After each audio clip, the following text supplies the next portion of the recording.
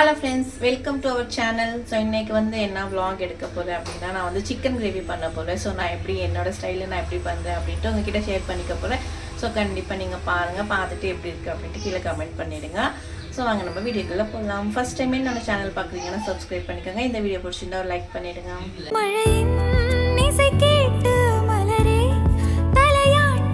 மழலை மொழி போல மனதில் ஒரு பாட்டு, இனி நீயும் நானும் ஒன்றாய் சேர்ந்தால் காதல் இரண்டு. இன்னைக்கு நம்ம அரைச்சி தான் குழம்பு வைக்க போகிறோம். ஸோ மசாலா அரைச்சிட்டு அதுக்கப்புறம் சிக்கன் கிரேவி பண்ண போகிறேன். ஸோ நான் அதுக்கெல்லாம் ரெடி பண்ணி வச்சுருக்கேன் பாருங்கள். 2 தக்காளி எடுத்திருக்கேன், மீடியம் சைஸில் 2 தக்காளி எடுத்திருக்கேன். அப்புறமா பெரிய வெங்காயம் 1 எடுத்திருக்கேன். ஸோ ஒன்று எடுத்திருக்கேன் பெரிய வெங்காயம். அதுக்கப்புறமா 2 துண்டு அளவுக்கு இஞ்சி எடுத்திருக்கேன். ஒரு 20 பல் அளவுக்கு பூண்டு எடுத்திருக்கேன். ஸோ தெரியுதா? ஸோ தோல் நீக்கிட்டு வச்சுருக்கேன். ஸோ இது நம்ம அரைச்சிடலாம். அரைக்கிறதுக்கு என்னெல்லாம் வேணும் அப்படின்னு சொல்கிறேன். இப்போ நான் ஒரு மிக்ஸி ஜார் எடுத்திருக்கேன். ஸோ இதில் நான் 1/2 kg தான் பண்ண போகிறேன். அதனால் 3 லவங்கம், ஒரு 2 துண்டு அளவுக்கு பட்டை, ஸோ அதை போட்டுக்கிறேன். அதுக்கப்புறமா கொஞ்சமாக சோம்பு, ஸோ கொஞ்சமாக சோம்பு போட்டுக்கிறேன். இது கூடவே பூண்டு எடுத்து வச்சுருந்தீங்களா, ஸோ 20 பல் பூண்டு அளவுக்கு சேர்த்துக்கிறேன். ஸோ 2 துண்டு அளவுக்கு இஞ்சி எடுத்துருக்கேன். ஸோ அதை சின்னதாக கட் பண்ணிவிட்டு சேர்த்துக்கிறேன். அதுக்கப்புறமா ஒரு பெரிய வெங்காயம் 1, ஸோ பெரிய சைஸ் வெங்காயம் 1 கட் பண்ணி வச்சுருக்கேன். ஸோ இது நம்ம ஸ்பூன் அளவுக்கு மிளகு சேர்த்துக்கலாம். ஸோ இப்போ கோல்டாக இருக்கு இல்லையா, அதனால. அதுக்கப்புறமா கொத்தமல்லி, ஸோ கொஞ்சமாக கொத்தமல்லி சேர்த்துக்கலாம். சேர்த்துட்டு இது நம்ம அரைச்சிடலாம்.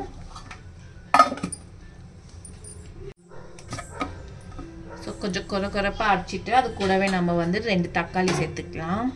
ஸோ குறைன்னு அரைச்சிட்டு இது கூடவே நம்ம 2 தக்காளி சேர்த்துக்கலாம்.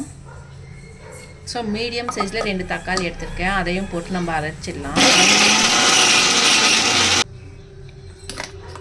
ஸோ இந்த அளவுக்கு அரைச்சா போதும். ரொம்ப நைஸாக கூட அரைக்க வேண்டாம், ஓரளவுக்கு கொறுப்பாக இருந்தாவே போதும். ஸோ இது டேஸ்ட் நல்லாயிருக்கும். நைஸாக அரைச்சிட்டோன்னா அது டேஸ்ட் அவ்வளோவா நல்லா இருக்காது. இப்போ நான் குக்கரில் தான் செய்ய போகிறேன். ஸோ ஒரு குக்கர் வச்சுருக்கேன். அதுக்கப்புறமா நம்ம ஆயில் சேர்த்துக்கலாம்.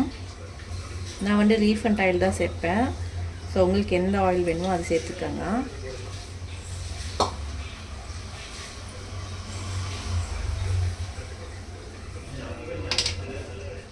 இது கூடவே நான் 1 ஸ்பூன் அளவுக்கு நெய் சேர்த்துக்கிறேன். எண்ணெய் நல்லா சூடாயிடுச்சு. ஸோ அதுக்கப்புறமா நான் ஸ்பைசஸ் எடுத்திருக்கேன். ஸோ இது எல்லாமே இதுக்குள்ளே சேர்த்துக்கலாம்.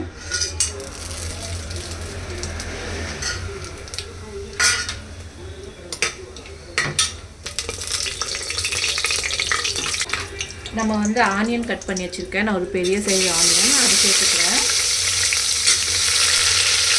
ஸோ அது கூடவே கருவேப்பிலையும் சேர்த்துக்கிறேன்.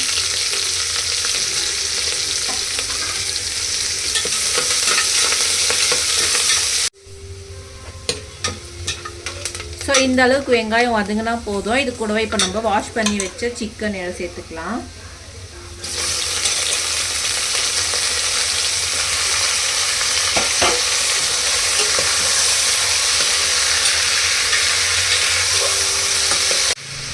சிக்கன் போட்டுட்டு ஒரு 2 நிமிஷம் நல்லா வதக்கலாம். அப்போ தான் அந்த ஃப்ளேவரெல்லாம் சூப்பராக இருக்கும்.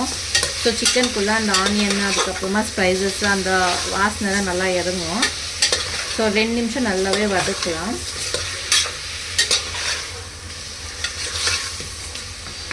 ஸோ 2 நிமிஷம் நல்லா வதக்கிட்டேன். இப்போ நம்ம உப்பு சேர்த்துக்கலாம்.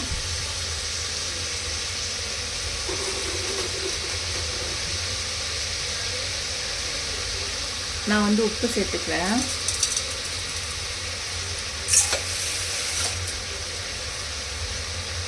உப்பு சேர்த்துட்டு நல்லா வதக்குங்க. அந்த தண்ணி விடும்ல, அந்த தண்ணி விட்டு மறுபடியும் அந்த தண்ணி வத்துற வரைக்கும் நல்லா வறுத்துட்டே இருங்க. ஸோ அப்போ தான் டேஸ்ட் நல்லா இருக்கும்.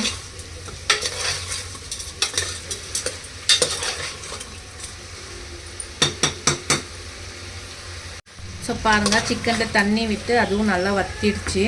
ஸோ இப்போ நம்ம மசாலா அரைச்சோம் இல்லையா, அதை சேர்த்துக்கலாம். ஸோ இந்த மசாலா சேர்த்துக்கலாம்.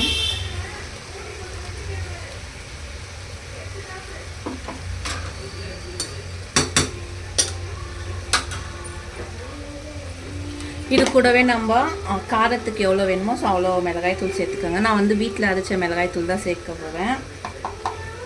நான் வந்து 1.5 ஸ்பூன் அளவுக்கு சேர்த்துக்கிறேன்.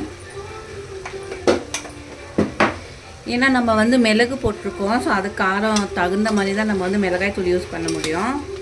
ஸோ அதனால் வந்து ஸ்பூன் அளவெல்லாம் வச்சு பண்ணக்கூடாது. நீங்கள் மிளகு எவ்வளோ போடுறீங்களோ அது தகுந்த மாதிரி மிளகாய் தூள் யூஸ் பண்ணிக்கோங்க. ஸோ போட்டுட்டு பச்சை வாசனை போகிற வரைக்கும் நல்லாவே வதக்குங்க.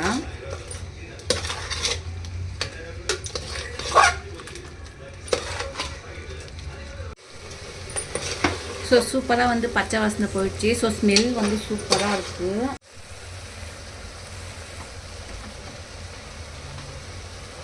ஸோ இது நல்லா வதங்கிடுச்சு. இப்போ வந்து நம்ம தண்ணி எவ்வளோ வேணுமோ அவ்வளோ சேர்த்துக்கலாம். ஸோ நான் வந்து மிக்ஸி அரைச்சிருந்தேன் இல்லையா, ஸோ அந்த தண்ணி தான் சேர்த்துக்க போகிறேன். நான் வந்து கொஞ்சம் திக்கு கிரேவியாக தான் வைக்க போகிறேன். ஸோ நீங்கள் வந்து தண்ணி மாதிரி வச்சா கூட சூப்பராக தான் இருக்கும் டேஸ்ட்டு. நான் வந்து திக்காக தான் வைக்க போகிறேன்.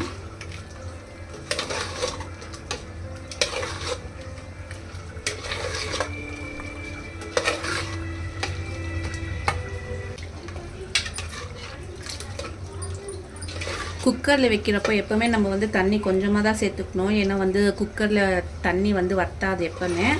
அதனால நம்மளுக்கு கரெக்டாக எவ்வளோ வேணுமோ அவ்வளோ மட்டும் சேர்த்துக்கலாம். இதே நீங்கள் வந்து கடாயில் பண்ணுறீங்க அப்படி இல்லைன்னா ஒரு பாத்திரத்தில் பண்ணுறீங்க அப்படின்னா ஸோ தண்ணி வந்து கொஞ்சம் நிறைய சேர்த்துக்கணும். ஏன்னா சிக்கன் வந்து வேகணும் இல்லையா, ஸோ அதுக்கு தகுந்த மாதிரி நீங்கள் தண்ணியை சேர்த்துக்கணும். நான் வந்துட்டு குக்கரில் வைக்கிறேன். ஒரு 2 விசில் விட்டால் சிக்கன் கிரேவி வந்து ரெடி ஆகிடும். ஸோ கொஞ்சம் சீக்கிரமாகவே ரெடி ஆகிடும் இல்லையா, அதனால வந்துட்டு நாங்கள் வந்து குக்கரில் தான் வைக்கிறேன். எப்போவுமே நான் வந்து குக்கரில் தான் வைப்பேன்.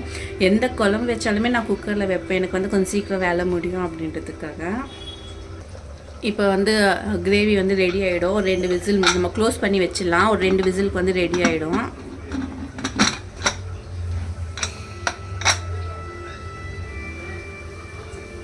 எப்போவுமே நான் வந்து சிக்கன் கிரேவி பண்ணேன்னா கண்டிப்பாக சப்பாத்தி பண்ணி சாப்பிடுவேன். ஸோ அதனால சப்பாத்தி மாவு வந்து பிசைஞ்சு அதில் வந்து ஆணிட்டு இருந்தேன்.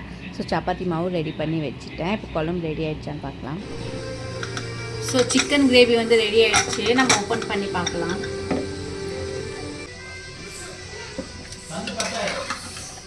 ஸோ சிக்கன் கிரேவி வந்து ரெடி ஆகிடுச்சு.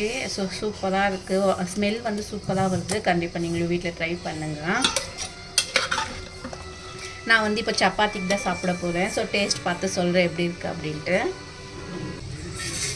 ஸோ சப்பாத்தியும் சிக்கன் கிரேவியும் சாப்பிட போகிறேன். ஸோ சிக்கன் கிரேவி அதுக்கப்புறமா சப்பாத்தி.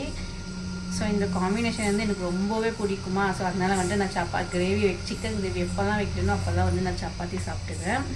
ஸோ இப்போ சாப்பிட்டுட்டு எப்படி இருக்குது அப்படின்னு சொல்கிறேன்.